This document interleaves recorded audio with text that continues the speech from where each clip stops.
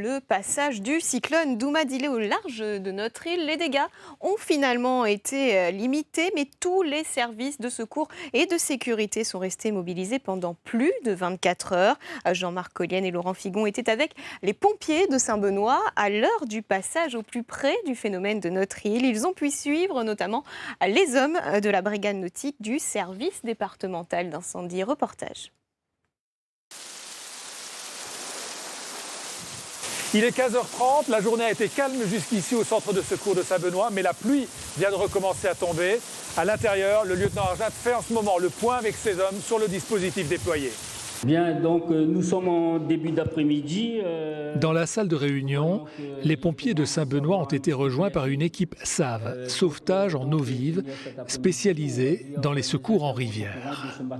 L'équipe SAV et nous-mêmes, on va procéder à des reconnaissances sur les points stratégiques. Pour cela, donc, l'ensemble des bassins à risque, les radios à risque, donc, seront inspectés. Bon, messieurs, c'est bon. C'est parti pour les reconnaissances. Johanny Madden fait partie de la brigade nautique basée à Saint-Leu. Face à la menace cyclonique, elle a envoyé des hommes en appui à Saint-Benoît, mais également à Saint-Pierre, Saint-Paul et Sainte-Suzanne. Codis, ici équipe nautique Saint-Benoît à parler. Nautique Saint-Benoît, ici le Codis, parler. L'équipe prend la direction d'Îlet-de-Coco. La route est bien dégagée, à part quelques branches sur la chaussée. Attention ici, dangereux. Mais le danger vient surtout des curieux. Quand nous arrivons au radier d'Îlet-de-Coco, deux jeunes qui s'étaient approchés des flots remontent précipitamment vers la barrière. Il y a une barrière là-haut? Ben alors, quand il passe là, il est dangereux là. Faites attention parce que là, si l'eau il monte et regardez, allez pas mettre votre nez là-dedans. Hein. Non, bon, ils sont en bas, non. Oui. À force de dire qu'on connaît, c'est pour ça. Pour moi, confiant et après c'est pour ça qu'arrive le problème. Ça débite fort. C'est un endroit sensible, ça? Très sensible, parce que, comme on a pu le constater, il y a des curieux qui viennent voir, c'est normal, c'est l'humain. Et en plus, il y a des gens qui habitent de l'autre côté et ils ne peuvent pas traverser. C'est un endroit qui est très risqué, là. Maréchaussée, bonjour. Comment allez-vous? Ça va bien? On est venu voir pour voir la sécurité. Il y a des gens, des prudents qui passent les barrières quand même. Mais bon, ça va. Il n'y a rien. Ok, allez, bonne journée. Nous allons nous diriger vers Bassin La Paix, Bassin la Mer, pour voir plus ou moins s'il y a des imprudents. Reçu pour la préfecture Est.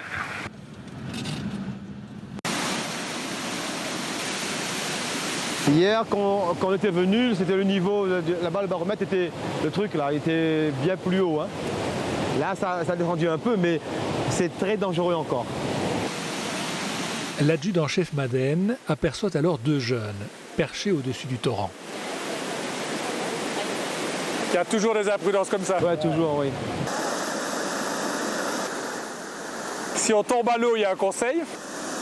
De ne pas s'affoler, essayer, si on n'est pas blessé, de ne pas s'affoler et de se rapprocher un maximum de la berge. Et surtout, ne pas se mettre de face, être toujours sur le dos. Parce que de face, on va prendre, s'il y a des embarques, comme je l'ai dit, on va prendre de la tête, donc sur le dos. Avec les pieds, on va pouvoir canaliser et se diriger avec nos mains.